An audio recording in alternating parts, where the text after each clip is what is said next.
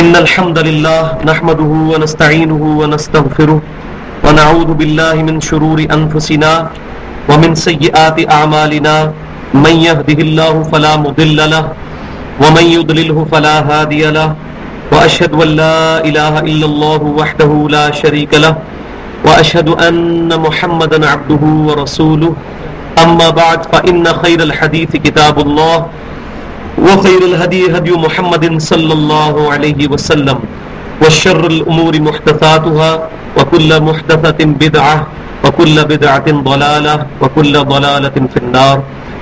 أعوذ بالله السميع العليم من الشيطان الرجيم من همزه ونفخه ونفثه. بسم الله الرحمن الرحيم. رب اشرح لي صدري ويسر لي أمري واحلل عقدة من لساني يفقهوا قولي. بسم الله الرحمن الرحيم. إن الله وملائكته يصلون على النبي يا أيها الذين آمنوا صلوا عليه وسلموا تسليما. اللهم صل على محمد وعلى آل محمد كما صليت على إبراهيم وعلى آل إبراهيم إنك حميد مجيد. اللهم بارك على محمد وعلى آل محمد كما باركت على إبراهيم وعلى آل إبراهيم إنك حميد مجيد. سورۃ البقرہ کی آیت نمبر 261 اور رکوع نمبر 36 پارہ نمبر 3 کے اندر ہم شروع کرتے ہیں. تو قرآن پاک میں انفاق فی سبیل اللہ یعنی اللہ کی راہ میں اپنا مال خرچ کرنا، اس پر جو ایپیکس ہے، اس کا کلائمیکس جو ہے، یہ 2 رکوع ہیں جس میں اللہ تبارک و تعالیٰ نے اللہ تعالیٰ کی راہ میں جو مال خرچ کیا جاتا ہے وہ کون سا مال اللہ تعالیٰ قبول کرتا ہے اور کون سا مال جو ہے انسان کے لیے وبال بن جاتا ہے، اس کا ذکر آئے گا. اور پھر اس کی ترغیب دلائی جائے گی کہ جو کوئی بھی مال تم اللہ کی بارگاہ میں خرچ کرتے ہو یہ اللہ تعالیٰ کے ڈیوائن بینک کے اندر سٹور ہو جاتا ہے اور اللہ تعالیٰ تمہیں دوگنا چوگنا کر کے قیامت والے دن اس کا اجر بھی لوٹائے گا. یہ جو کچھ تم اللہ کو دے رہے ہو یہ اللہ کے ذمہ کا قرض ہے. بسم اللہ الرحمن الرحیم. مثل الذین ينفقون اموالهم فی سبیل اللہ، ان لوگوں کی مثال جو کہ اللہ کی راہ میں مال خرچ کرتے ہیں، کمثل حبۃ انبتت 7 سنابل فی کل سنبلۃ 100 حبہ، ان کی مثال ایک دانے کی سی ہے جس دانے میں سے 7 بالیاں نکلتی ہیں اور ہر بالی کے ساتھ 100 دانہ لگتا ہے، یعنی ایک دانے سے 700 دانے پیدا ہوتے ہیں. یہ جو چھلی ہوتی ہے مکئی، اس کا ایک دانہ بویا جاتا ہے نا، اور پھر اس سے کتنی شاخیں نکلتی ہیں اور پھر جب چھلی تیار ہوتی ہے کتنے دانے اس کے ساتھ لگے ہوتے ہیں. تو اللہ تبارک و تعالیٰ نے فرمایا جو لوگ اللہ کی راہ میں خرچ کرتے ہیں ان کی مثال اس دانے کی سی ہے جو نظر آنے میں تو ایک دانہ ہے لیکن اس دانے کے ساتھ 7 بالیاں نکلیں اور ہر بالی کے ساتھ پھر 100 دانے لگ جائیں، یعنی وہ 700 گنا بڑھ کر اللہ تبارک و تعالیٰ اس کو ایکسپٹ کرتا ہے. واللہ یضاعف لمن یشاء، اور اللہ تعالیٰ جس کے لیے چاہتا ہے اس سے بھی بڑھا دیتا ہے. یہ تو تمہارے سمجھانے کے لیے ہے کہ ایک دانے سے 700 گنا. واللہ واسع علیم، اور اللہ تعالیٰ وسعت والا اور علم والا ہے. اللہ تبارک و تعالیٰ کوئی کنجوس نہیں ہے، نعوذ باللہ. اللہ تعالیٰ کی رحمت بہت وسیع ہے، وہ چاہے تو تمہارے اخلاص کے مطابق اس کو 700 گنا تک بڑھا سکتا ہے. الذین ينفقون اموالهم فی سبیل اللہ، وہ لوگ جو کہ اللہ کی راہ میں خرچ کرتے ہیں اپنا مال. تو 2 بڑی کیٹیگریز ہو سکتی ہیں. ایک تو ہے کہ غریب مسکینوں کو کھانا کھلایا جائے یا ان کو پیسے دیے جائیں یا ان پر مال خرچ کیا جائے، اور دوسرا اس کی سب سے بڑی جو مد ہے وہ ہے اللہ تعالیٰ کی راہ میں خرچ کیا جائے ان لوگوں پر جنہوں نے اپنا تن من دھن دین کے لیے وقف کیا ہوا ہے، چاہے وہ علماء ہوں، مبلغین ہوں یا اللہ کی راہ میں قتال کرنے والے مجاہدین ہوں. وہ اعلیٰ ترین درجہ ہے اپنے مال کو خرچ کرنے کا. تو وہ لوگ جو کہ اللہ کی راہ میں اپنا مال خرچ کرتے ہیں لیکن ساتھ پھر شرائط کیا ہے؟ ثم لا يتبعون ما انفقوا منا ولا اذى، پھر اس مال کے ساتھ ساتھ اس چیز کی پیروی نہیں کرتے کہ وہ اپنا مال دینے کے بعد احسان جتائیں، ولا اذا، اور نہ اس سے کسی کو اذیت دیتے ہیں، تکلیف دیتے ہیں کہ میں تینوں جدو تینوں مصیبت ہوئی سی اینے پیسے میں تیرے تے خرچ کیتے سن. یہ کام نہیں وہ کرتے. مال خرچ کرنے کے بعد نہ تو کسی پر احسان جتاتے ہیں اور نہ ہی اپنی گفتگو سے اس کو تکلیف دیتے ہیں. لہم اجرہم عند ربہم، ان کے لیے اپنے رب کے حضور اجر ہے. ولا خوف علیہم ولا هم یحزنون، اور ایسے لوگوں کو قیامت والے دن نہ تو کوئی خوف ہوگا اور نہ کوئی غم ہوگا. یعنی جو لوگ اللہ کی راہ میں خرچ کرتے ہیں تو اللہ تبارک و تعالیٰ کی رضا کا وہ مقام حاصل کر لیں گے. اللہ تعالیٰ اس کے بدلے میں قیامت والے دن ان کو خوف اور غم سے نجات دلائے گا. اور اصل کامیابی یہی ہے کہ کوئی شخص قیامت والے دن خوف اور غم سے بچ جائے. لیکن شرط کیا ہے کہ نہ تو احسان جتانا ہے اور نہ ہی اس سے کسی کو زبان سے تکلیف دینی ہے. یہاں پر میں ضمناً ایک مسئلہ عرض کر دوں. بعض اوقات یہ بھی ہوتا ہے کہ لوگوں نے اپنے گھر جو نوکر چاکر وغیرہ رکھے ہوتے ہیں، زکوٰۃ اور صدقہ اور مال وغیرہ عموماً کوشش کرتے ہیں کہ ان کو دیں. اور اگر خدا نہ خواستہ کسی کی اس وقت یہ نیت آ گئی کہ میں اب اس کو جو زکوٰۃ یا مال خیرات وغیرہ دے رہا ہوں اس کے عوض یہ میری زیادہ خدمت کرے، تو اب ہم سود کھا رہے ہوں گے، کیونکہ اس کا اجر تو ہم نے اللہ سے لینا ہے. اس کے عوض اس سے اجر نہیں لیا جا سکتا اور نہ اس کو کبھی احسان جتایا جا سکتا. لہذا یہ جو لوگ مسجدوں کے اندر پیسے اور مال خرچ کر کے پھر تختیاں لگوا دیتے ہیں، بڑی بڑی ماربل کی پلیٹس لگا دیتے ہیں کہ جی یہ مسجد میں پنکھے فلاں صاحب نے فلاں کی والدہ کے سال ثواب کے لیے وقف کیے. جائز ہے، اگر اولاد صدقہ و خیرات کرتی ہے تو صحیح مسلم کی حدیث کے تحت اس کے ماں باپ کو آٹومیٹکلی ثواب اس کا پہنچتا ہے. لیکن اللہ تبارک و تعالیٰ کی یاد دہانی کے لیے مسجد میں ماربل یا پلیٹ لگانے کی ضرورت نہیں ہے، بلکہ اس سے یہ ہوگا کہ یہ مال ضائع جائے گا. ایک تو مال بھی ضائع گیا، دوسرا اس کا کوئی قیامت میں اجر ہی نہیں. اور عین ممکن ہے کہ اللہ تعالیٰ اس کی وجہ سے قیامت والے دن پکڑ کرے اور وہ آگے آئے گی چیز. قول معروف ومغفرۃ خیر من صدقہ یتبعها اذی، کسی کے ساتھ اچھی گفتگو کرنا، قول معروف کرنا اور معاف کرنا، جیسے ہم بھی کہتے ہیں کہ بابا جی معاف کرو، یعنی اس کے ساتھ ہم معافی کا رویہ کریں بجائے اس کے کہ اس کے ساتھ لڑیں کہ تو نے مجھ سے مانگا کیوں.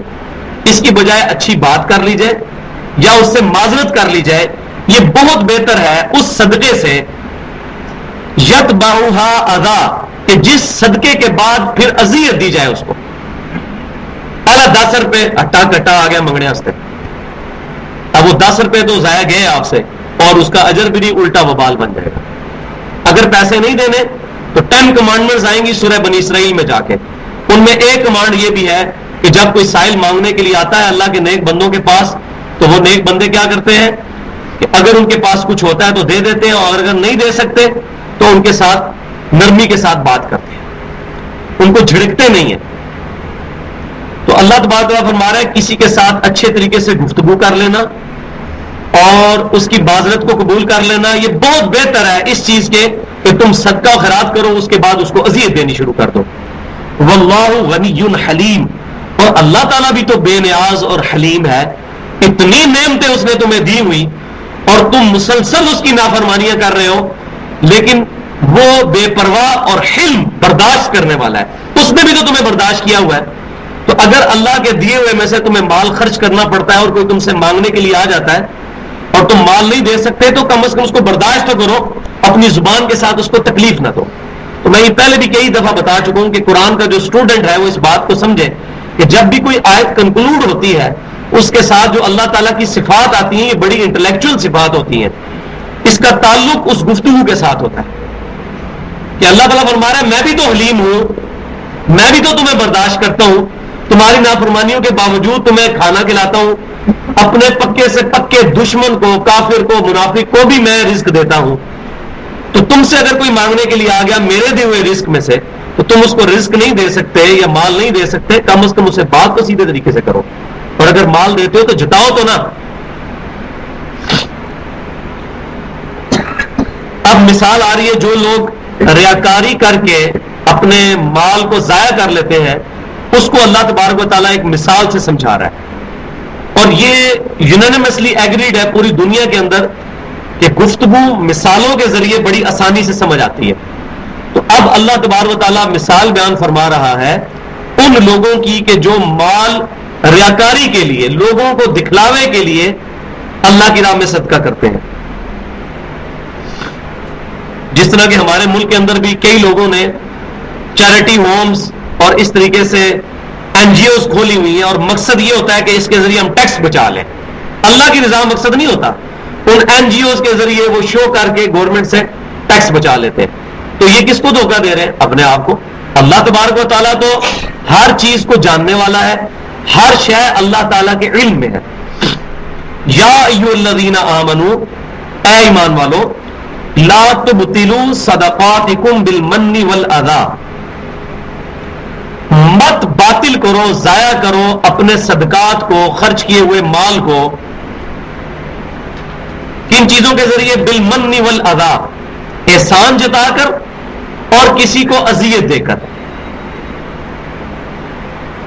کالذی ينفق مالہ رئاء الناس، بالکل اس آدمی کی طرح کہ جو مال خرچ کرتا ہے لوگوں کو دکھانے کے لیے، ولا یؤمن باللہ والیوم الآخر، اور یقین نہیں رکھتا اللہ پر اور آخرت پر۔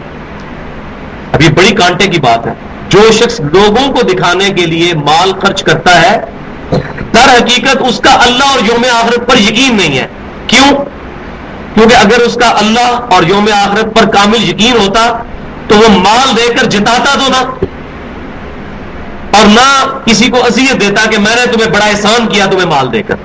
وہ تو اللہ کے دیے ہوئے سے ہم دے رہے ہیں۔ زکوٰۃ تو ٹوٹلی اوبلیگیشن ہے اللہ کی طرف سے کہ ہر مسلمان نے قبری سال جب مکمل ہو جائے گا اور 85 گرام سونے کی مالیت اس کے پاس، 7.5 تولے سونا یا اس کے برابر اس کے پاس مال موجود ہے، تو اس نے 40واں حصہ جو ہے وہ اللہ کی راہ میں نکالنا ہی نکالنا۔ یہ تو فرض صدقہ ہے، تو وہ کسی پہ احسان نہیں کیا جائے گا، اس کو بتایا نہیں جائے گا یہ زکوٰۃ کے پیسے رکھ، یہ میں تم پہ احسان کر رہا ہوں، ایسے نہیں۔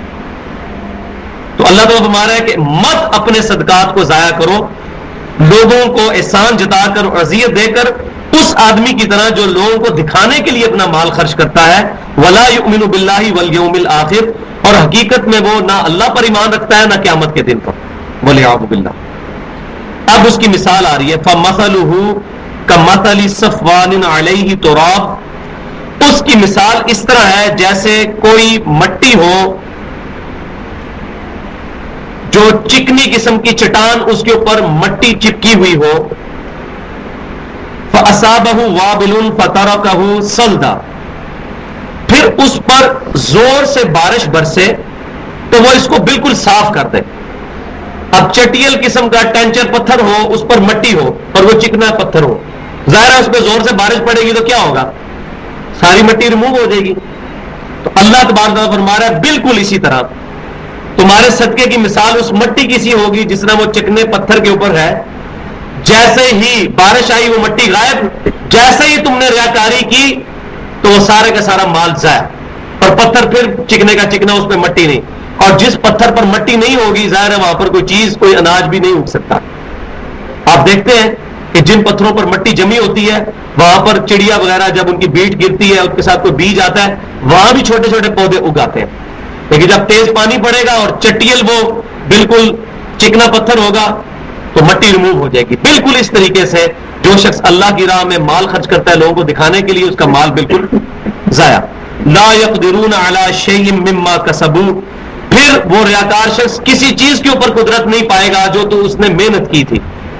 اب اگر کسی نے محنت کر کے مٹی جمائی ہے کسی ٹینچر پہاڑ کے اوپر یا پتھر کے اوپر اور اس پر فصل اگائی اور تیز بارش آئی تو وہ جڑوں سے اکھڑ گئی، بالکل اسی طرح ریاکار جو شخص ہے اس کا مال بالکل ضائع ہو جائے گا، اس کے پلے کوئی شے نہیں رہے گی جو اس نے کمایا تھا۔ مما کسبوا واللہ لا یہدی القوم الکافرین، اور اللہ تبارک و تعالی کافروں کو ہدایت نہیں دیتا۔ اس کا یہ مطلب نہیں ہے کہ کسی کافر کو ہدایت نہیں ملے گی، اس کا مطلب یہ ہے کہ جس نے جان بوجھ کر کفر اختیار کیا اس کو ہدایت نہیں ملے گی۔ اب یہ مسئلہ تقدیر ہے جس کو کہ وہ قدریہ نے مس یوز کیا تھا قدریہ اور جبریہ نے یہی کہنا شروع کر دیا جو ہماری تقدیر میں لکھا ہے وہی ہمارے ساتھ ہونا ہے. اللہ تعالیٰ نے ہدایت لکھی ہوتی تو ہمیں ہدایت مل جاتی, جنت لکھی ہوئی ہے تو ضرور جنت ملے گی. جبکہ اہل سنت کا موقف قدریہ اور جبریہ کے درمیان ہے کہ کچھ چیزوں میں اللہ تعالیٰ نے ہمیں اختیار دیا ہے, جن چیزوں کا ہمیں حکم دیا ان کا اختیار بھی دیا, ورنہ اللہ پر ظلم لازم آئے گا نعوذ باللہ. اگر اللہ ہمیں کہتا ہے نماز پڑھو تو ہمیں اختیار دیا کہ ہم مسجد میں چل کر نماز پڑھنے کے لیے جا سکتے ہیں. کبھی نہیں ہوگا کہ نماز پڑھنے کے لیے جا رہے ہو آگے کوئی شیطان کھڑا ہو جائے اتنا بڑا اور کہ میں تمہیں مسیت ہی نہیں بڑھنے دینا, اس طرح کبھی نہیں ہوگا. اللہ نے اختیار دیا. اذان کی آواز آئی, چاہے تو ویڈیو گیم کھیلنے کے لیے چلے جاؤ چاہے مسجد میں چلے جاؤ, اللہ تبارک تعالیٰ نے اختیار دیا ہوا ہے. البتہ کچھ چیزوں کا ہمیں اختیار نہیں دیا, ہمیں اپنی زندگی کے اوپر اختیار نہیں ہے, وہ ہمیں لمیٹڈ ٹائم ملا ہوا ہے. ہمیں اپنی شکل و صورت پہ کوئی اختیار نہیں ہے, کسی کی آنکھیں چھوٹی کسی کی موٹی, یہ اللہ تبارک و تعالیٰ کے اختیار. کسی کی داڑھی بڑی کسی کی چھوٹی. ہاں, جو شخص خود داڑھی نہیں رکھتا اس کا معاملہ ڈفرنٹ ہے. تو اللہ تبارک تعالیٰ فرماتا ہے کہ اللہ تعالیٰ جو کافر ہیں, ایسے کافر جنہوں نے جان بوجھ کر حق کو سمجھتے ہوئے کفر اڈاپٹ کر لیا ہے, ان کو کبھی ہدایت نہیں دے گا. تو یہ قرآن کو پوری ٹوٹیلٹی میں پورے مضمون کے اعتبار سے سمجھنا ہے. اب یہاں پہ الفاظ ایسے نہیں ہیں لیکن یہ ساری چیزیں بریکٹ میں, کیونکہ آگے چل کے یہ چیزیں آئیں گی. فَأَلْهَمَهَا فُجُورَهَا وَتَقْوَاهَا إِنَّا هَدَيْنَاهُ السَّبِيلَ إِمَّا شَاكِرًا وَإِمَّا كَفُورًا. ہم نے ہدایت کا راستہ بھی دکھا دیا, گمراہی کا بھی. اب تمہاری مرضی, چاہو تو ہدایت کو قبول کرو چاہے گمراہی کو. تو یہ آگے چل کے آئے گا. تو پورا قرآن, میں اکثر یہ کہتا ہوں, قرآن پاک میں سے ایک صفحہ بھی اگر کم کر دیا جائے یہ قرآن ہماری ہدایت کے لیے کافی نہیں ہے, کیونکہ اس ایک صفحے میں جو چیز لکھی ہوگی وہ پورے قرآن میں اور کہیں ایڈریس نہیں ہوئی ہوگی, اسی لیے اس کا ایک ایک لفظ محفوظ ہے. وَمَثَلُ الَّذِينَ يُنْفِقُونَ أَمْوَالَهُمُ ابْتِغَاءَ مَرْضَاتِ اللَّهِ. اب سائملٹینیس کنٹراسٹ بتایا جا رہا ہے کہ جو لوگ اللہ کی رضا کے لیے مال خرچ کرتے ہیں ان کا معاملہ کیسا ہوتا ہے. اور یہاں پر میں ضروری سمجھتا ہوں وہ حدیث بھی بیان کر دوں جو صحیح حدیث ہے مسند امام احمد میں. نبی صلی اللہ علیہ وسلم نے فرمایا, جس نے کسی کو دکھانے کے لیے صدقہ کیا اس نے شرک کیا, جس نے کسی کو دکھانے کے لیے روزہ رکھا اس نے شرک کیا, جس نے کسی کو دکھانے کے لیے نماز پڑھی اس نے شرک کیا. کیوں؟ کہ دراصل یہ سارے اعمال, تمام نیک اعمال, ان صلاتی و نسکی و محیای و مماتی للہ رب العالمین, یہ تمام چیزیں اللہ کے لیے ہونی چاہیے. بے شک میری نماز, میری قربانی, میرا جینا, میرا مرنا, یہ سب اللہ کے لیے ہونا چاہیے.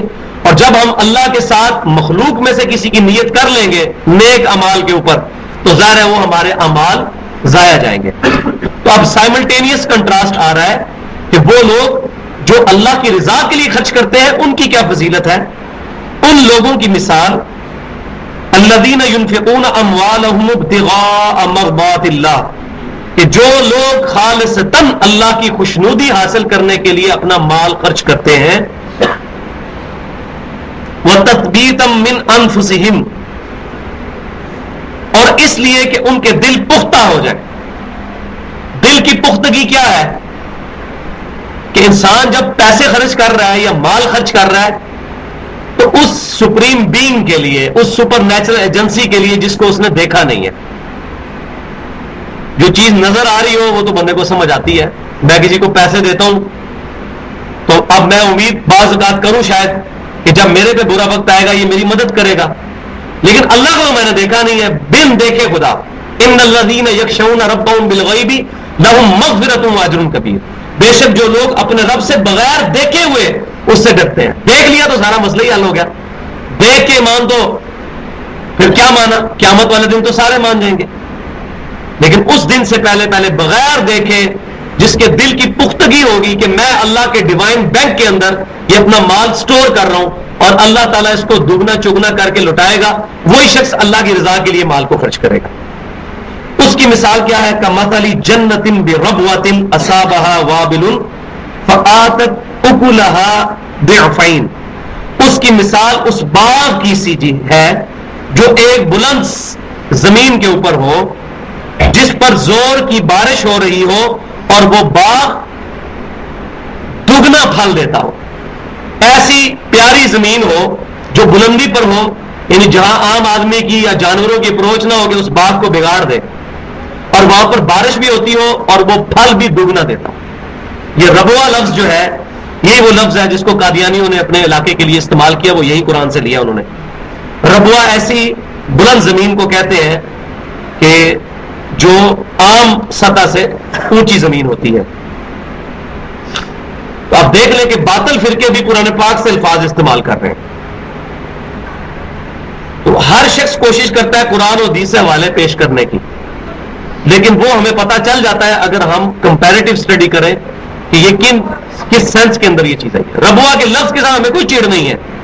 میں نے پہلے بھی بتایا تھا، اسرائیل جو لفظ ہے یہ تو حضرت یعقوب علیہ السلام کا لقب ہے۔ اسرائیل ملک کے ساتھ ہمیں ضرور چیڑا ہے، اس لفظ کے ساتھ نہیں ہے۔ یہ تو قرآن میں ہے، سورہ بنی اسرائیل، حضرت یعقوب علیہ السلام کا لقب ہے، جن کی اولاد کے اندر پھر ہزاروں پیغمبر پیدا ہوئے ہیں، 3 کتابیں نازل ہوئی ہیں، تورات، زبور، انجیل۔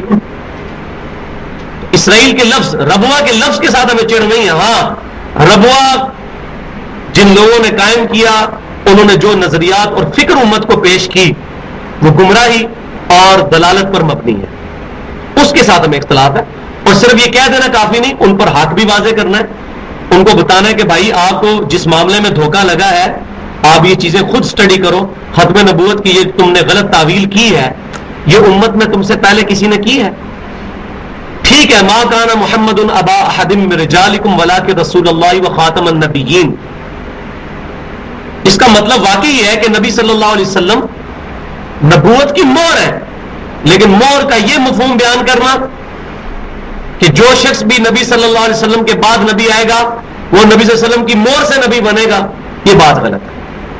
نبی صلی اللہ علیہ وسلم خاتم بھی ہے، خاتم بھی ہے،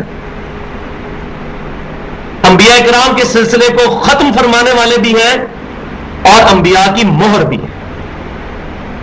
مہر ڈاکومنٹ کے اینڈ پہ لگتی ہے، جس کا مطلب یہ ہوتا ہے کہ اب اس ڈاکومنٹ میں کوئی چیز ایڈ نہیں ہو سکتی، یہ مہر کا مطلب ہے کہ نبی صلی اللہ علیہ وسلم انبیاء کی مہر ہے، یعنی آپ صلی اللہ علیہ وسلم کے بعد اب اس ڈاکومنٹ پہ کوئی چیز ایڈ نہیں ہو سکتی۔ مہر جب ہو جائے، قلم ٹوٹ جائے، جج قلم توڑ دے، بات ختم، اب اس کو کوئی چینج نہیں کر سکتا۔ تو خاتم بھی ہے، خاتم بھی ہے، اور اس کی صحیح تفسیر وہ بخاری اور مسلم کی حدیث ہے۔ امام کائنات صلی اللہ علیہ وسلم نے فرمایا کہ میری مثال اور باقی انبیاء کی مثال اس خوبصورت عمارت کی سی ہے کہ جس عمارت کے پاس سے لوگ گزرتے ہیں اس کی خوبصورتی کی تعریف کرتے ہیں، لیکن اس میں صرف ایک اینٹ کی جگہ خالی ہے۔ جب بھی کوئی شخص وہاں سے گزرتا ہے کہتا ہے یہ عمارت بڑی خوبصورت ہے، اگر یہاں پر ایک اینٹ لگ جائے تو یہ پرفیکٹ عمارت ہو جائے، وہ ایک اینٹ میں ہوں، نبی صلی اللہ علیہ وسلم نے فرمایا۔ جب جگہ ہی ایک اینٹ کی ہے تو غلام قادیانی دجال کہاں سے آ گیا، یا مسلمہ کذاب دجال کہاں سے آ گیا؟ وہ شیطان کی طرف سے آیا۔ صحیح مسلم کے اندر حدیث موجود ہے، اور ڈیٹیل کے ساتھ سنن نبی داؤد کے اندر، کہ میری امت کے اندر 30 جھوٹے دجال پیدا ہوں گے جن میں سے ہر شخص یہ دعویٰ کرے گا کہ میں اللہ کا نبی ہوں، جبکہ نبی صلی اللہ علیہ وسلم نے فرمایا کہ انا خاتم النبیین لا نبی بعدی، میں خاتم النبیین ہوں، میرے بعد کوئی نبی نہیں۔ خاتم بھی ہے، خاتم بھی ہے۔ اور بخاری اور مسلم کی متفق علیہ حدیث ہے کہ 5 چیزیں ایسی اللہ تعالیٰ نے مجھے عطا کی ہیں جو کسی اور نبی کو نہیں عطا کی، اور ایک روایت میں 6 چیزیں، ان میں آخری چیز کیا ہے کہ میرے پر سلسلہ نبوت کو مکمل فرما دیا، انبیاء کا سلسلہ بھی ختم، رسولوں کا سلسلہ بھی ختم مکمل طور پر۔ تو اللہ تعالیٰ فرما رہا ہے کہ ان لوگوں کی مثال جو اللہ کی رضا کے لیے خرچ کرتے ہیں اس باغ کی سی ہے جو اونچی بلند جگہ پر ہو، جہاں پر زور کی بارش بھی پڑتی ہو اور وہ دگنا پھل دیتا ہو۔ ظاہر دگنا پھل کس لیے دے گا کہ وہاں پر عام چیزوں کی اپروچ نہیں ہوگی اور وہ فضا بھی بڑی سازگار ہوگی۔ فَإِن لَّمْ يُصِبْهَا وَابِلٌ فَطَلٌ، اگر وہاں پر بارش نہ بھی ہو تب بھی شبنم کے قطرے ہی کافی ہیں اس کو زرخیز کرنے کے لیے۔ یعنی بلند جگہ پر اللہ تبارک فرماتا ہے ایسی جو ہے زرخیز زمین کہ جہاں پر بارش نہ بھی ہو تب بھی رات کی جو شبنم پڑتی ہے اس کی وجہ سے بھی وہ باغ پھل دینے لگ پڑے۔ ایسا زبردست باغ ہے جو اللہ کی رضا کے لیے خرچ کرتے ہیں۔ واللہ بما تعملون بصیر، اور جو کچھ تم کر رہے ہو اللہ تبارک و تعالیٰ ان چیزوں کو دیکھ رہا ہے. یعنی تمہارے ذہن میں کبھی خیال نہ آئے کہ میں بن دیکھے خدا کے لیے خرچ کر رہا ہوں, پتہ نہیں مجھے اجر ملے گا کہ نہیں. دنیا میں تو میں کنگال ہوا مال خرچ کر کے, آخرت میں پتہ نہیں اس کا کوئی اجر ہے یا نہیں. نہیں, ایسا نہیں ہے. اللہ تعالیٰ تمہارے اعمال کو دیکھ رہا ہے. اب پھر مثال آ رہی ہے جو لوگ ریاکاری کے لیے مال خرچ کرتے ہیں, اور یہ بڑی سخت مثال ہے کہ جن لوگوں کے دلوں میں اخلاص نہیں ہوتا, جو لوگ مخلص نہیں ہوتے. ایک ہوتا ہے مخلص زبر کے ساتھ, جو انبیاء کرام ہیں جن کو اللہ تعالیٰ چن لے, مخلص زبر کے ساتھ. ایک ہے مخلص جو اپنا اخلاص اللہ کے لیے شو کرے. اور سب سے پرفیکٹ چیز یہی ہے کہ ایمان اور نیک اعمال کے ساتھ اخلاص ہوگا تو تبھی وہ اعمال قبول ہوں گے, بشرطے کہ وہ سنت کے مطابق اعمال ہوں. اور سنت کے مطابق ہو, ریاکاری ہو, تب بھی اعمال قبول نہیں ہوں گے. تو عقیدے کا درست ہونا, اعمال کا سنت کے مطابق ہونا, اور اخلاص کے ساتھ دل کا پر ہونا, یہ تین شرائط ہیں اعمال کی قبولیت کے. اب جو لوگ اخلاص کا مظاہرہ نہیں کرتے ان کی مثال آ رہی ہے. ایود احدکم ان تکون له جنۃ من نخیل. اے انسان, کیا تم میں سے کوئی شخص یہ خواہش کرے گا کہ اس کے پاس ایک باغ ہو کھجوروں کا, واعناب, اور انگوروں کا, تجری من تحتها الانہار, اور ایسا باغ ہو کہ جس کے نیچے نہریں بھی بہ رہی ہو, ایسا زبردست باغ جس کی نیچرل اریگیشن بھی ہو رہی ہو, یعنی قدرتی طور پر وہاں نہریں بہ رہی ہو. لہو فیہا من کل الثمرات, اور وہاں ہر قسم کے پھل بھی ہو. یہ تمام باغ یعنی کہ تمام نیکیاں تم نے اکٹھی کی ہو. آپ باغ سے مثال کے ہیں, کسی کے پاس حج کی نیکی, روزے کی نیکی, نماز کی نیکی, اللہ کی راہ میں جہاد کی, قتال کی نیکی, ساری نیکیاں جمع ہے. اور یہ تمام نیکیوں سے وہ یہ امید کر رہے ہیں قیامت والے دن مجھے اجر ملے گا. یہ مثال بیان کی جا رہی ہے ان پھلوں کے درختوں کے ساتھ. پھر کیا ہو, ساتھ ہی ساتھ ایک اور چیز ہو, وَأَصَابَهُ الْكِبَرُ وَلَهُ ذُرِّيَّةٌ ضُعَفَاءُ, اس پر بڑھاپا بھی چھا چکا ہو اور اس کے بچے جو ہیں وہ بھی چھوٹے ہوں. مراد کیا کہ اگر اس کا باغ ضائع ہو جائے یہ, تو وہ اب اتنا جوان نہیں کہ یہ دوبارہ سارا باغ آباد کر لے, اور نہ بچے اس قابل ہیں کہ باپ کی مدد کر سکے اس معاملے میں. بالکل اسی طریقے سے اگر کسی شخص نے ریاکاری کے ساتھ اعمال کیے تو وہ تو یہ سمجھے گا کہ میری تو داڑھی سفید ہوگی صلاۃ و تسبیح پڑھتے ہوئے, تہجد پڑھتے ہوئے, اذکار کرتے ہوئے, لیکن حالت یہ ہے کہ ٹی وی پہ آگے لوگ بتاتے ہیں, فخریہ آگے بتاتے ہیں کہ کبھی میری تہجد قضا نہیں ہوئی. دیکھ لیں کتنے فلم ایکٹر ہیں جو ٹی وی پہ آ کے یہ بات کرتے ہیں کہ جی ہم نے کبھی نماز نہیں چھوڑی, انشاءاللہ اگلے مہینے ہماری اگلی فلم بھی آ رہی ہے انشاءاللہ. اللہ تعالیٰ وہ بیچ میں شامل کر لیتے ہیں, نعوذ باللہ. تو یہ نیک اعمال, بڑے بڑے لوگ ہیں جو دعوے کرتے ہیں, لوگوں کو بتانے کی کیا ضرورت ہے, اللہ تعالیٰ سے اجر لینا ہے. تو اللہ تعالیٰ فرما رہا ہے کہ اس کے پاس باغ بھی ہو, اس کی نیچرل اریگیشن بھی ہو رہی ہو, سارے کے سارے معاملات ہو رہے ہو, اور اب حالت یہ ہے کہ وہ بوڑھا ہو چکا ہے, اس کی اولاد بھی کمزور ہے, اس کی مدد نہیں کر سکتی. اب اس ظاہر ہے کہ اگر کسی شخص نے اخلاص کے ساتھ نیکیاں نہیں کی اور بوڑھا ہو گیا, اب دوبارہ تو اپنی جوانی واپس نہیں لا سکتا.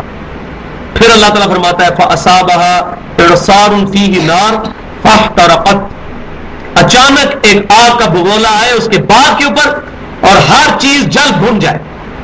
یہ آگ کا بگولا کیا ہے, ریاکاری کا بگولا, کہ ریاکاری کی تھی, اللہ تعالیٰ نے اس کا سارے کے سارے اعمال ضائع کر دیے.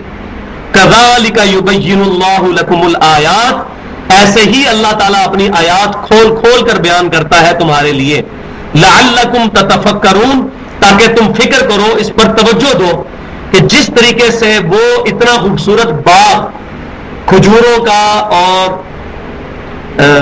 انگوروں کا جس کے نیچے نہریں بھی بہتی ہیں اور جو پھل بھی بہت اچھا دیتا ہے, جس طرح اس باغ پر آگ کا بگولا آئے, وہ سارے کا سارا باغ اب ضائع ہو جائے اور وہ انسان بوڑھا ہو, دوبارہ محنت کر کے وہ باغ بھی نہ بنا سکے, اس کی اولاد بھی چھوٹی ہو, اس کی مدد نہ کر سکے, بالکل تمہارے اعمال بھی ضائع جائیں گے اگر تم نے اخلاص کے ساتھ اعمال نہیں کیے. وَلِيَعُوذُ بِاللَّهِ تعالیٰ. تو انسان کو مسلسل اپنا محاسبہ نفس کرنا چاہیے کہ میں یہ عمل کسی کو دکھلانے کے لیے کر رہا ہوں کہ خالصتاً اللہ کی رضا کے لیے کر رہا ہوں. اور جب یہ چیز ذہن میں آ جائے کہ میں کسی کو دکھانے کے لیے کر رہا ہوں، اس عمل سے پیچھے ہٹ جائے. اگر فرض عمل ہے تو پھر چاہے دکھلاوا آ رہا ہے یا نہیں آ رہا، فرض عمل تو ہے ہی دکھلاوا. اب کوئی شخص کہے کہ میں نے فجر کی نماز جماعت کے ساتھ مسجد میں اس لیے نہیں پڑھی کہ لوگ کہیں گے جماعت کے ساتھ نماز پڑھ رہا ہے، ایسا نہیں. یہ نفلی عبادات کے بارے میں. فرض نماز جو ہے وہ اوپن ہے، وہ تو سب کے سامنے پڑھنی ہے. اسی طریقے سے سنت اعمال جو اللہ تعالیٰ کی طرف سے ہم پر لازم کیے گئے ہیں وہ سب کے سب اوپنلی کرنے والے، اس میں اب ریاکاری والا مسئلہ نہیں ہے. لیکن پھر بھی اپنے اعمال پہ بار بار نظر کرنی چاہیے، اور انسان میں اگر کہیں ریاکاری آئے تو فوراً آخرت کے بارے میں یہ مثال یاد کر لینی چاہیے کہ میں نے نیک اعمال کے یہ جو باغ لگائے ہوئے ہیں، ایک ہوا کا بگولا آئے گا، گرم ہوا کا، یہ سب کی سب چیزیں ضائع ہو جائیں گی نعوذ باللہ. تو ریاکاری کی وجہ سے میری یہ ساری محنت ضائع بھی جا سکتی ہے. حسن بصری رحمۃ اللہ علیہ کا مجھے قول یاد آیا. وہ فرمایا کرتے تھے کہ سلف اپنی نیکیاں اس طرح چھپایا کرتے تھے جس طرح تم اپنے گناہ چھپاتے ہیں. سلف سے مراد صحابہ کرام، ان کے سلف تو وہی تھے نا. یعنی صحابہ کرام علیہم رضوان اپنی نیکیاں اس طرح چھپایا کرتے تھے جس طرح تم اپنے گناہ چھپاتے ہو. کوئی شخص نہیں یہ چاہتا کہ اس کے گناہ لوگوں پر ایکسپوز ہوں. لوگوں پر کیا، اپنے گھر والوں کے سامنے نہیں ایکسپوز کرنا چاہتا ہوں. اسی طریقے سے سلف جو تھے وہ اپنی نیکیوں کی حفاظت کیا کرتے تھے کہ ہم اپنی نیکیاں کسی پہ ایکسپوز نہ کریں، ایسا نہ ہو کہ ہماری نیکیاں ضائع جائیں. جس طرح لوگ اپنے گھر کے باہر لکھ لیتے ہیں حاجی فلاں. اب حاجی لکھنے کی کیا ضرورت ہے؟ حج کر کے کسی پہ احسان کیا ہے، یا اس نام کے بغیر شناخت نہیں ہو سکتی. اگر اللہ کی رضا کے لیے کیا ہے تو پھر حاجی لکھنے کی ضرورت نہیں ہے. سفیان ثوری رحمۃ اللہ علیہ کے بارے میں ایک واقعہ میں نے پڑھا تھا بڑا پیارا. وہ اپنے سفر کے دوران ایک شخص کے گھر مہمان ٹھہرے تو کھانے میں نمک کم تھا. انہوں نے فرمایا کہ اس کو اپنے مہمان کو، میزبان کو کہا کہ مجھے نمک چاہیے. تو اس نے وہیں سے نا اپنی بیوی کو آواز دی پردے میں کہ وہ نمک لے کے آؤ جب میں دوسری دفعہ حج پہ گیا تھا تو وہاں سے جو نمک لے کے آیا تھا. تو سفیان ثوری رحمۃ اللہ نے فرمایا کہ تم نے ایک جملے میں اپنے دونوں حج ضائع کر دیے. وہ دوسری دفعہ حج پہ گیا تھا تو نے ریاکاری کی. یہ کہنے کی کیا ضرورت تھی؟ ایک جملے میں دونوں حج ضائع کر دیے. تو یہ بڑی احتیاط کرنی چاہیے. ہاں ہم کسی کی نیت پر نہیں کرتے، فتوا نہیں لگاتے، لیکن جو ظاہری چیزیں ہیں، اب کوئی لوگ بندہ اپنا نام ہی بتا رہا ہے، جی حافظ محمد ادریس، یہ نام تو نہیں ہوتا حافظ محمد ادریس، یہ تو آپ نے اپنے ساتھ لگایا ہوا ہے. اسی طریقے سے جو نیک عمال کر رہا ہے وہ اپنے ساتھ کیا لگانا شروع کر دے گا کہ نمازی محمد رفیق، اس طریقے سے روزہ دار محمد شبیر، اس طرح تو نہیں ہوگا. باقی ساری عبادتیں جو ہیں ان کے ساتھ ہم نام تو حاجی کے ساتھ کیوں لگاتے ہیں؟ پھر دو حج کر رہے ہیں تو الحاج جمع کا سیگا ساتھ ہی ایڈ ہو جاتا ہے. بھائیو یہ ہم کس کو دھوکہ دے رہے ہیں؟ اپنے آپ کو. اور اگر خدا نہ خواستہ ان چیزوں کی وجہ سے یہ اعمال ضائع ہو گئے تو جو حاجی پہ پیسہ لگا وہ تو ضائع ہوا ہی ہوا، اور جو اللہ کی بارگاہ میں گرفت ہوگی وہ بہت سخت ہے. اور وہ صحیح بخاری اور مسلم کی متفق علیہ حدیث ہے کہ سب سے پہلے قیامت والے دن ایک سخی اور ایک عالم اور ایک شہید کا حساب لیا جائے گا. بڑی مشہور حدیث ہے. سخی کو بلا کے اللہ تعالیٰ فرمائے گا میں نے تجھے مال دیا، تو نے میرے لیے کیا کیا؟ کہ یا اللہ میں نے اتنا صدقہ خیرات کیا. اللہ تعالیٰ فرمائے گا تو نے صدقہ خیرات اس لیے کیا کہ لوگ تجھے سخی کہیں، اور وہ تجھے دنیا میں کیا لیا گیا؟ تو نے دنیا داروں سے اجر لے لیا. اس کو اوندا بو کر کے دوزخ میں ڈال دو، نعوذ باللہ. پھر بلایا جائے گا ایک شہید کو کہ تجھے میں نے اتنی اچھی صحت دی، سب کچھ اس طرح کی نعمتیں دی، تو نے میرے لیے کیا کیا؟ کہے گا یا اللہ میں تو تیری راہ میں لڑا، اور حتیٰ کہ میں نے اپنی جان بھی تیرے حوالے کر دی. اللہ تعالیٰ فرمائے گا کہ تو نے یہ جان اس لیے دی تاکہ لوگ تجھے بہادر کہیں. تجھے دنیا میں بہادر کیا لیا گیا؟ تجھے اجر مل چکا ہے دنیا والوں سے، اس کو بھی اوندا منہ کر کے دوزخ میں ڈال دیا جائے گا. بولے اعوذ باللہ تعالیٰ. پھر اسی طریقے سے ایک قاری کو بلایا جائے گا، قرآن کا عالم ہوگا، اس کو کہا جائے گا تجھے علم دیا، یہ سارے معاملات تیرے ساتھ کیے، تو نے اس کے بدلے میں کیا کیا؟ تو کہے گا یا اللہ میں نے اس کے ذریعے لوگوں کو علم سکھایا، میں نے یہ کیا، میں نے وہ کیا. اللہ تبارک و تعالیٰ فرمائے گا تو نے یہ سب کچھ ریاکاری کے لیے کیا. اور آپ حیران ہوں گے، مجھے تو مولویوں کا بڑا قریب ٹچ ملا ہے. مولویوں کے نام اشتہاروں کے اوپر چھوٹے لکھ دیے جائے نا تو اس کے اوپر لڑ پڑتے ہیں کہ یہ کونے میں ہمارا اشتہار کیوں لکھا ہے، بڑا کر کے لکھو. تو کس کو دکھا رہے ہیں؟ حالانکہ دین کی الف بے نہیں آتی ہوتی.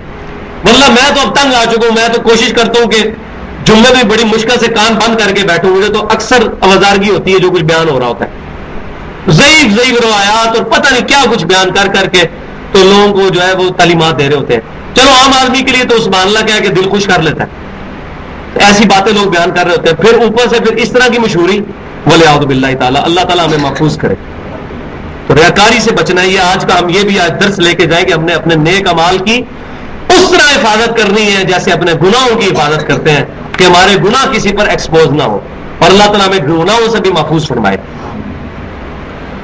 اب دوسرا رکوع اسی کانٹیکسٹ میں آ رہا ہے، یا ایھا الذین آمنو، اے ایمان والو.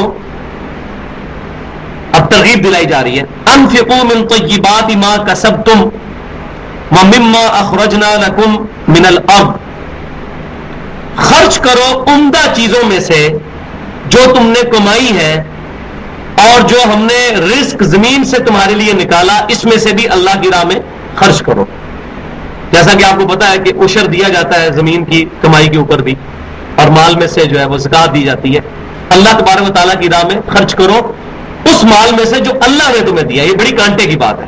اور مال کون سا؟ من طیبات، جو عمدہ قسم کا مال ہو. یہ نہیں ہے کہ جو ٹیچر مال ہے وہ اللہ تعالیٰ کی بارگاہ میں خرچ کیا جائے، ایسا نہیں ہے. کپڑے پھٹے پرانے ہو چکے ہیں وہ کسی کو دے دیے جائیں، ایسا نہ ہو. اگر واقعی اتنے پھٹ چکے ہیں اس کا پوچا بنا لیں، کسی کو نہ دیں. یہ نہ ہو کہ قیامت والے دن وہ گلے کا توق بن جائے. ہاں پرانے کپڑے ہو گئے کسی کو دے سکتے ہیں اگر وہ پہننے کے قابل ہے، کوئی حرج نہیں اس میں. اور ضروری نہیں، یہاں پر ضمن ایک مسئلہ بھی یاد رکھیں، یہ ضروری نہیں ہے کہ زکوٰۃ میں آپ نے پیسے ہی دینے ہیں. کسی شخص کے پاس کوئی جوتیوں کا جوڑا ہے، اس کے پاس کوئی نیا جوڑا گفٹ آیا، وہ پرانا جوڑا نہیں پہن رہا، یہ چھوٹا ہو چکا ہے، تو اس کی مارکیٹ میں قیمت دیکھے کتنی ہے، نئے کی نہیں، پرانا کتنے میں بک جائے گا. مثلا 1000 روپے کا جوڑا تھا، اب اس کو پتا ہے مارکیٹ میں یہ 300 روپے کا بک سکتا ہے، تو وہ جوڑا کسی غریب کو دے دے اور اپنی زکوٰۃ میں سے 300 سمجھے ادا ہو گیا.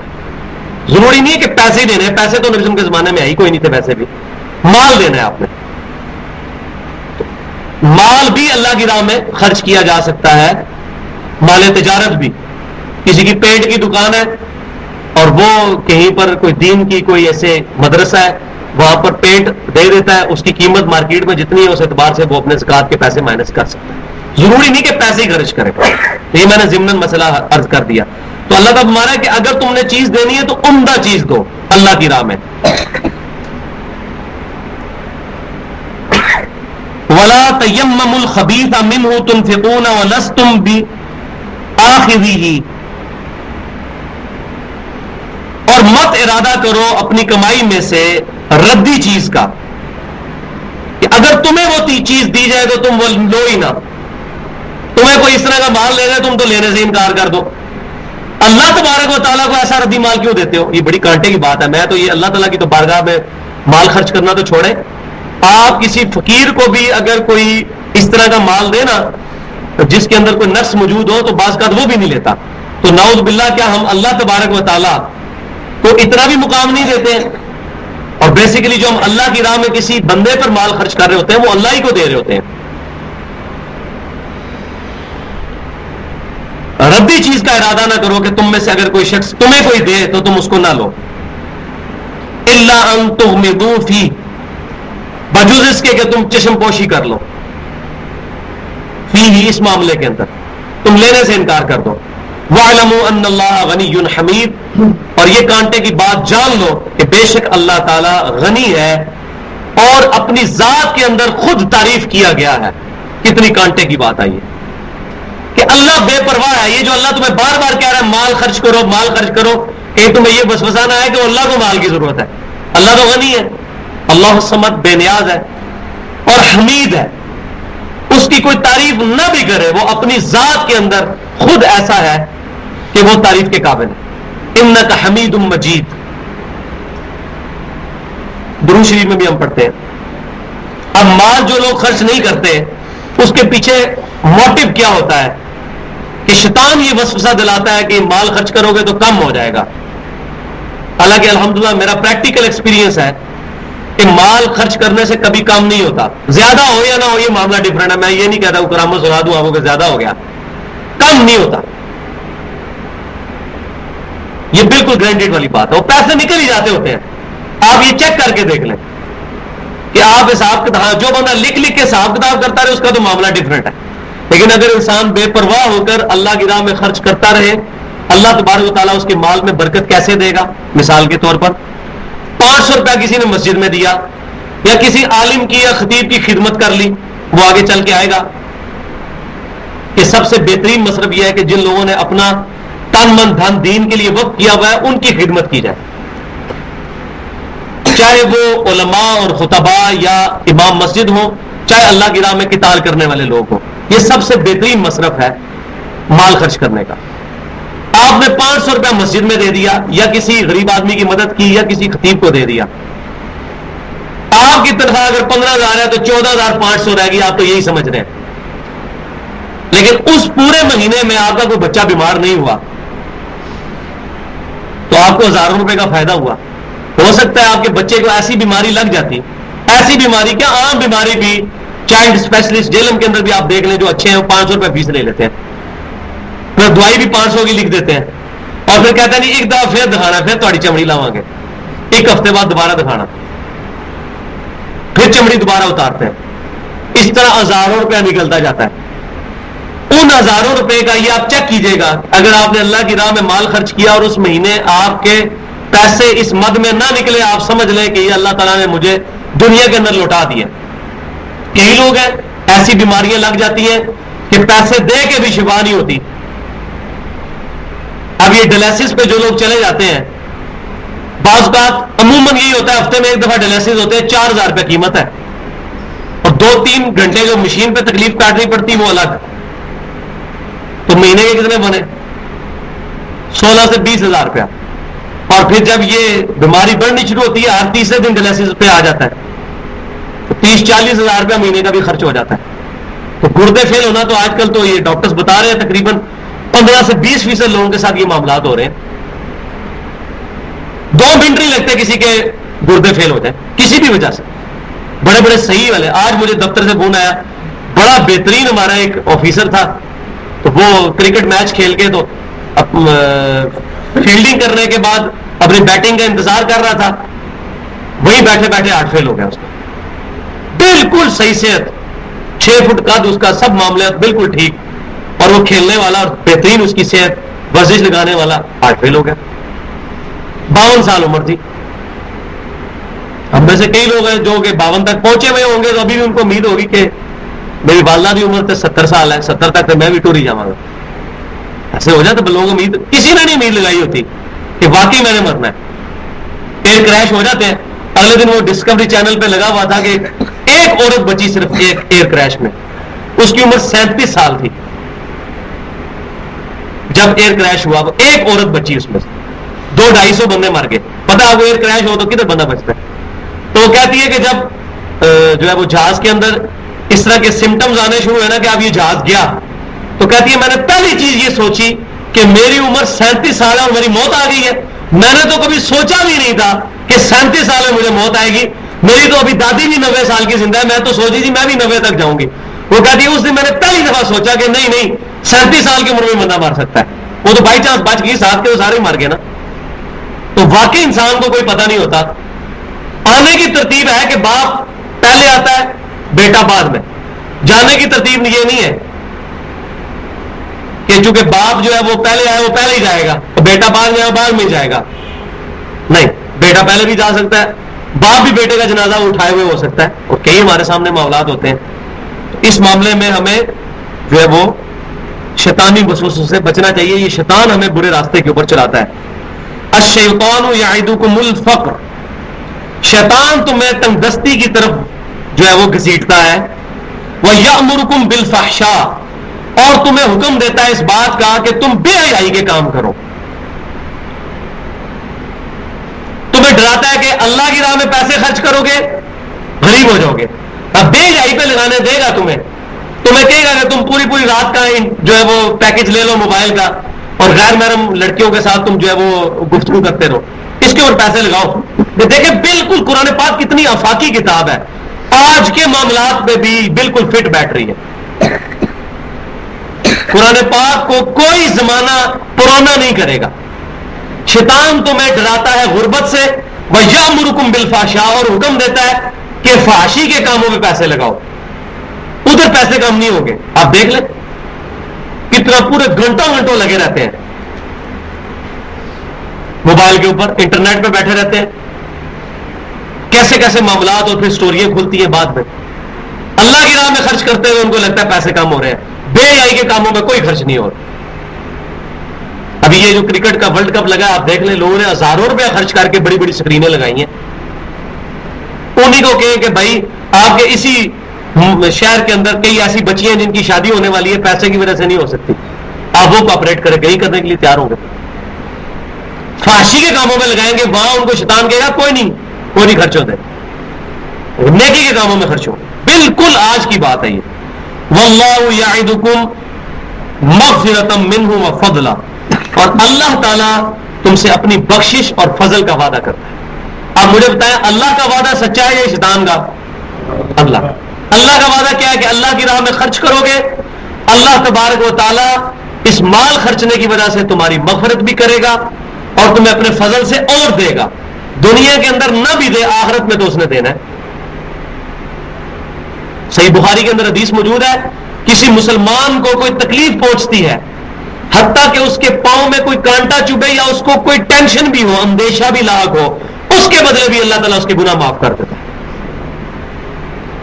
کتنی بڑی بات ہے، یعنی بعض کا بندہ کہتا ہے یار میرے بڑی ٹینشن ہے اس کام دی، اس کے بدلے بھی اللہ تعالیٰ گناہ معاف کر، پاؤں میں کانٹا چبھ گیا اس کے بدلے بھی گناہ معاف کر۔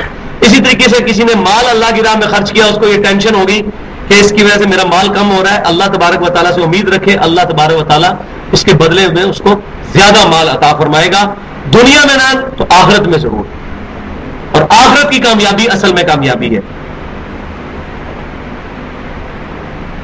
اللہ تمہیں وعدہ دیتا ہے مغفرت اور فضل کا، واللہ واسع علیم، اور اللہ تعالیٰ وسعت والا اور علم والا ہے، اس کے علم کی وسعت ہے، وہ خود بھی وسیع ہے، اپنا فضل و کرم فرمانے والا ہے، اس کا فضل و کرم بہت وسیع ہے، اور اس کو ہر چیز کا علم بھی ہے، جو کچھ تم اللہ کی راہ میں خرچ کر رہے ہو اس کی رضا کے لیے۔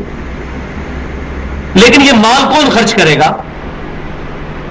اللہ تعالیٰ کی راہ میں مال کون خرچ کرے گا؟ جس کو یہ بات سمجھ آ جائے کہ میرا مال ضائع نہیں جا رہا، اس کو یہ حکمت کی بات سمجھ آ جائے۔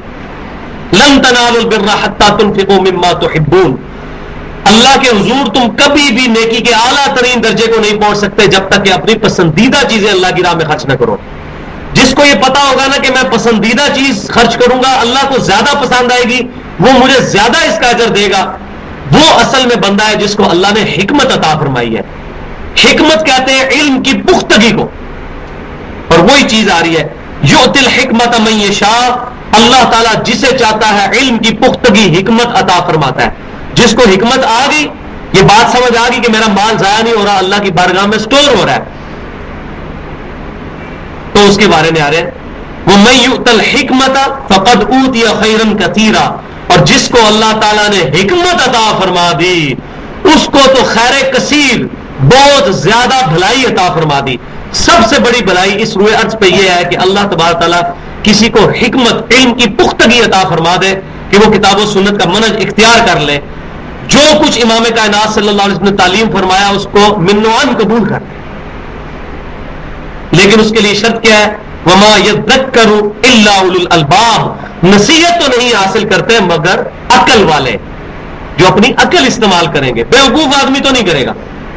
اس سے مراد یہ نہیں ہے آپ سمجھے دنیا دار جتنے ہیں بڑے بڑے سیانے ہیں، آخرت کے اعتبار سے وہ بیوقوف ہے۔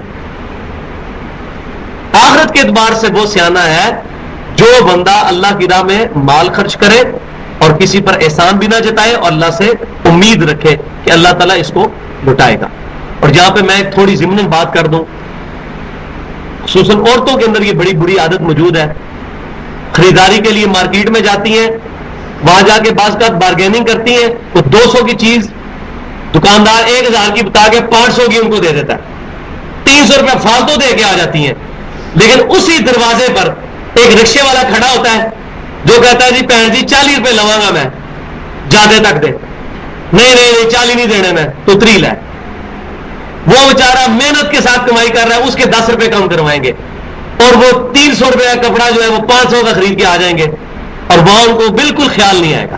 جو لوگ اپنی محنت سے کمائی کر رہے ہیں، بارگیننگ کرنا ہمارا حق ہے، لیکن جب ہمیں چیز واقعی آئیڈیا ہو جائے یہ چیز اتنے کی نہیں، بعض کا اندازہ ہو جاتا ہے. مجھے بھی بعض کا سبزی لینے کے لیے جاتا ہوں، مجھے پتہ لگ جاتا ہے کہ مارکیٹ میں منڈی کے اندر اس جو آلو جو ہے 100 روپے دڑی ہے، اب یہ مجھے اگر 120 روپے دے رہا ہے، 20 روپے تو اس نے کمانے ہیں، میں کہوں نہیں مجھے 105 روپے لگا، تو مجھے بھی پتا ہے کہ میں اس کے ساتھ زیادتی کروں. تو مال خرچ کریں گے اور اس نیت سے کر رہے ہیں کہ اس کی یہ محنت سے کمائی کر رہے ہیں. وہ ہٹے کٹے جو ہوتے ہیں فقیر، ان کو ہم 10-10 روپے دے دیتے ہیں، اور جو بیچارہ محنت کر کے جون جولائی کی گرمی میں رکشہ چلا کے کمائی کر رہا ہے اس کو ہم 5 روپے فالتو دینے کے لیے تیار نہیں ہوتے، حالانکہ وہ کسی کے آگے ہاتھ نہیں پھیلا رہے. اب یہ بڑی چھوٹی چھوٹی باتیں سوچنے کی، تو اللہ تو ہمارا عقل والے نصیحت حاصل کرے.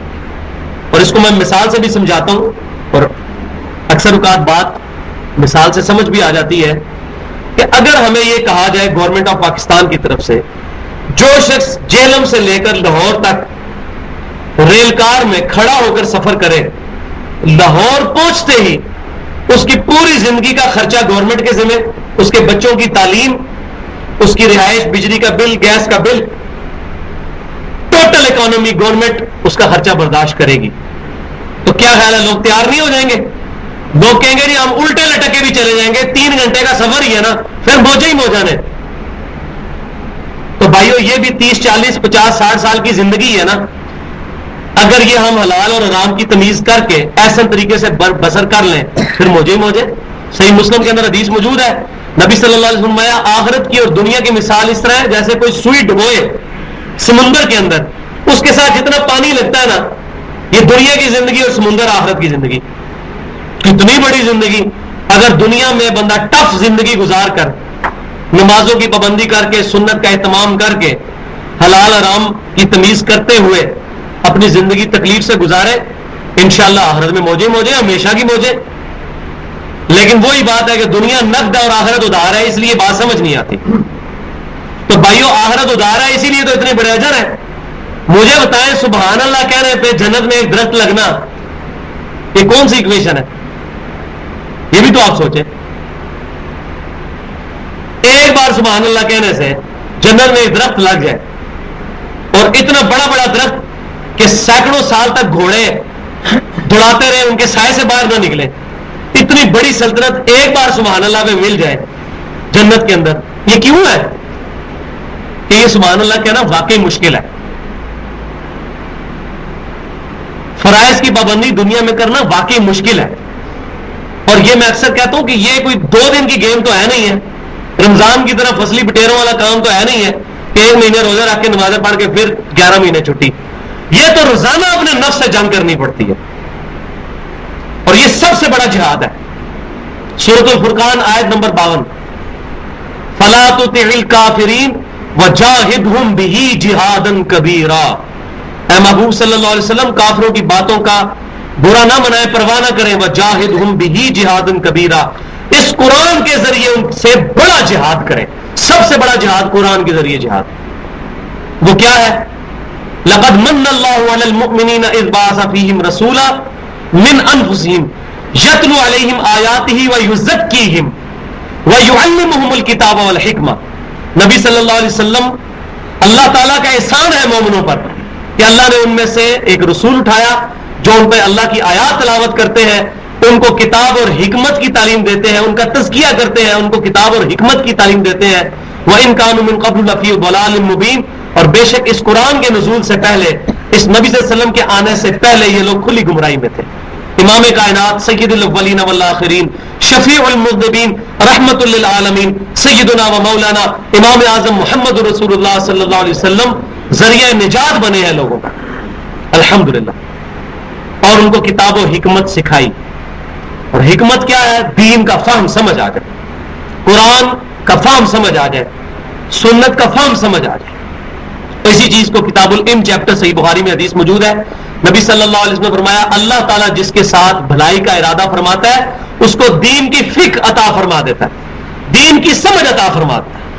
فقہ کے ہم منکر نہیں ہے، فقہ کا منکر تو مسلمان ہی نہیں ہے، دین کی فقہ کو مانتے ہیں، کسی بندے کی ذاتی رائے کو نہیں مانتے. دین کی فقہ کیا ہے؟ کہ ہمیں یہ بات سمجھ آ جائے کہ ہم نے اللہ اور اس کے رسول صلی اللہ علیہ وسلم کی بات ماننی ہے یا جس پہ امت کا اجماع ہوا ہے وہ بات ماننی ہے، کسی بندے کی ذاتی بات نہیں ہم نے مانی، بس سیدھی سی بات، دو ٹوک۔ لیکن اللہ تعالیٰ نے فرمایا کہ یہ حکمت کس کو عطا ہوگی؟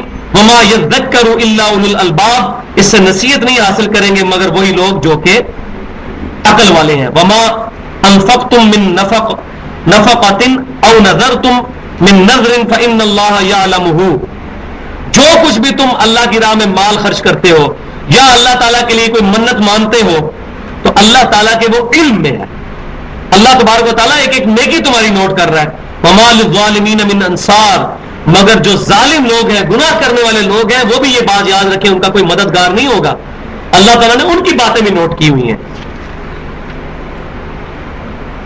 ان تبدوا الصدقات، اگر تم اپنی نیکیوں کو اعلانیہ طور پر کرو، فَنِعِمَّا ہِیَ، تو یہ بہت ہی اچھی بات ہے۔ اگر ظاہری طور پر بھی کوئی نیکی کرتا ہے تو یہ اچھی بات ہے، اس سے یہ مراد نہیں کہ ریاکاری کی ترغیب دلائی جا رہی ہے، مراد یہ ہے مثال کے طور پر مسجد کے اندر اناؤنسمنٹ ہوئی ہے کہ جی اس وقت مسجد میں پنکھے لگانے کی ضرورت ہے تو آپ اللہ تعالیٰ کی راہ میں پیسے خرچ کریں، جیسا کہ صحیح مسلم کے اندر حدیث موجود ہے کہ کچھ غریب لوگ آئے نبی صلی اللہ علیہ وسلم کی بارگاہ میں مسجد نبی میں، اور ان کی حالت دیکھ کر نئے نئے مسلمان ہوئے تھے، ان کے جسم کے اوپر کپڑے بھی پورے نہیں تھے اور فقر و فاقہ ان کے چہرے سے ڈھلک رہا تھا۔ نبی صلی اللہ علیہ وسلم اتنے غمزدہ ہوئے کہ آپ صلی اللہ علیہ وسلم نے خطبہ ارشاد فرمایا جس میں آپ نے اللہ کی راہ میں مال خرچ کرنے کی ترغیب دلائی۔ تو ایک صحابی رضی اللہ تعالیٰ نے انہیں چادر بچھائی، اپنے گھر کا مال لا کے اس میں رکھا۔ اس صحابی کو دیکھ کر باقی صحابہ کرام علیہ رضوان نے بھی مال خرچ کرنا شروع کیا، عورتوں نے اپنے زیورات تک بھی رکھ دیے۔ نبی صلی اللہ علیہ وسلم اتنے خوش ہوئے کہ آپ صلی اللہ علیہ وسلم نے پھر بات ارشاد فرمائی، جس شخص نے اسلام میں اچھی سنت کو جاری کیا اللہ تبارک و تعالیٰ اس کو تو اجر دے گا، اس سنت پر چلنے والوں کو بھی اس کا اجر دے گا، اور جس نے اسلام میں بری سنت کو جاری کیا اس کا وبال تو اس پر ہوگا، جو اس پر عمل کریں گے ان کا وبال بھی اس پہ ہوگا۔ اس سے لوگ وہ ثابت کرتے ہیں بدعت حسنہ اور بدعت سیئہ، حالانکہ اس میں بدعت کے الفاظ نہیں ہے، سنت حسنہ اور سنت سیئہ۔ سنت حسنہ نیک طریقہ کوئی اڈاپٹ کرے نیکی کے کام کرنے کا، مثال کے طور پر قرآن پاک موبائل پر انسٹال کر کے اس کو ہیڈ فون کے ذریعے سننا قرآن حدیث سے تو کوئی ثابت نہیں ہے، لیکن قرآن تو وہی ہے نا، قرآن وہی ہے، اس کے لیے ایک طریقہ اچھی سنت اختیار کی کہ موبائل میں کیا، لوگ گانے سن رہے ہیں آپ قرآن سن رہے ہیں ترجمے کے ساتھ، تو یہ اسلام میں ایک اچھا طریقہ۔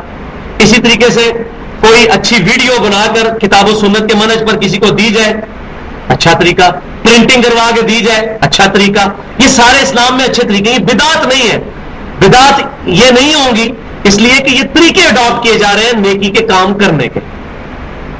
تو وہ نبی صلی اللہ علیہ وسلم نے فرمایا کہ جس نے اچھا اسلام میں طریقہ جاری کیا اس کو، تو وہ اب ظاہری طور پہ تو انہوں نے ظاہر مال لا کر رکھا، سیدنا بکر صدیق رضی اللہ تعالیٰ نے سارا گھر کا مال لے آئے، اور جامعہ ترمذی میں صحیح حدیث موجود ہے، سیدنا عمر آدھا گھر کا مال لے کر آئے، پھر سیدنا بکر صدیق ان پر سبقت لے گئے۔ نبی صلی اللہ علیہ وسلم نے پوچھا کہ آپ اگر گھر کیا چھوڑ کے آئے ہو، تو انہوں نے کہا اللہ اور اس کا رسول چھوڑ آئے ہو، یعنی اللہ اور اس کے رسول صلی اللہ علیہ وسلم کی محبت، آپ صلی اللہ علیہ وسلم کی یاد، اللہ تبارک تعالیٰ اور اس کے رسول صلی اللہ علیہ وسلم پر کامل یقین، اس یقین کی بنیاد پہ میں سارا مال اٹھا کر لے آیا ہوں۔ تو اگر کوئی شخص کہ جی اس سے مراد حاضر و ناظر ثابت ہوتا ہے تو ان کو خود بھی یہ بات پتا ہے کہ اللہ تعالیٰ کو کسی مکان کے اندر کہنا یہ شرک ہے، وہ خود کہتے ہیں اللہ کے لیے مکان ثابت کرنا شرک ہے، اسی لیے وہ اللہ کے عرش پہ ہونے والا عقیدہ بھی نہیں مانتے کہ جی مکان لازم آئے گا، تو خود تو کہتے ہیں مکان کے اندر اللہ کا آنا، اللہ کے لیے مکان ثابت کرنا شرک ہے، تو اللہ اور اس کا رسول گھر چھوڑ آئے ہو تو کیا اگر اس کا یہ مطلب ہے کہ اللہ اور اس کا رسول وہاں پر موجود ہے، تو ان کے نزدیک بھی یہ خود عقیدہ جو ہے وہ شرکیہ اور کفری ہے، لہذا یہ تو ان کے اوپر خود دلیل بنے گی۔ تو اس سے مراد کیا ہے کہ اللہ اور اس کے رسول سے ان کی محبت کا یقین کہ مجھے ان نیک اعمال پر اجر ملے گا، اس کی بنیاد پر میں سب کچھ مال اٹھا کر لے آیا ہوں۔ تو اللہ تعالیٰ ہمارا جو مال تم خرچ کرتے ہو ظاہری طور پر یہ بہت اچھا ہے، وَإِن تُخْفُوهَا، اور اگر تم پوشیدہ طور پر صدقہ کرو، وَتُؤْتُوهَا الْفُقَرَاءَ فَهُوَ خَيْرٌ لَكُمْ، اور تم فقیروں کو دو چھپا کر تو تمہارے لیے اس سے بھی زیادہ بہتر ہے، یعنی پھر کہا جا رہا ہے کہ چھپا کے دینا زیادہ بہتر ہے. وَيُكَفِّرُ عَنْكُم مِّن سَيِّئَاتِكُم، تو اللہ تعالیٰ اس صدقے کی برکت سے تمہارے گناہ مٹا دے گا، تم سے برائیاں دور کر دے گا. وَاللَّهُ بِمَا تَعْمَلُونَ خَبِيرٌ، اور اللہ تبارک و تعالیٰ جو کچھ تم عمل کر رہے ہو اس سے خبردار ہے، اللہ کی خبر میں ہے یہ تمام اعمال. اللہ تبارک و تعالیٰ سے دعا ہے کہ ہمیں ریاکاری سے بچ کر اللہ کی راہ میں مال صدقہ کر رہے ہیں اور اپنا وقت بھی صدقہ کرنا ہے. یہ ہم جو لوگ یہاں جو جمع ہیں یہ اپنا وقت صدقہ کر کے یہاں پر آئے ہیں. اور صحیح مسلم کے اندر حدیث موجود ہے کہ جو لوگ قرآن سیکھنے کے لیے کسی مجلس میں جمع ہوتے ہیں تو اس ذکر کی مجلس کو آسمان تک فرشتے رحمت کے ڈھانپ لیتے ہیں اپنے پروں سے قرآن کی تعلیم کے لیے. محفل سے اٹھنے کی دعا پڑھیں. سبحانک اللہم و بحمدک، اشہد ان لا الہ الا انت، استغفرک و اتوب الیک، وما علینا